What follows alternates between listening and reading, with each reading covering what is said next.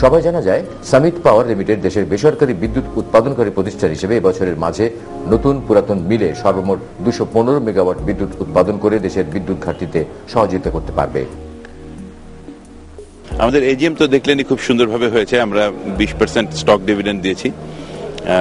প্রত্যেকটা ক্ষেত্রে উন্নতির জন্য এজিএম এ যে সমস্ত শেয়ার হোল্ডার ছিলেন সবাই ওনারাই আমাদের কোম্পানির মালিক এবং ওনাদের পূর্ণ আস্থা আমাদের প্রতি স্থাপন করেছেন এবং আমাদের উন্নয়ন দেখে আমরা 33 মেগাওয়াট নিয়ে আজকে থেকে 4 বছর আগে এসেছিলাম।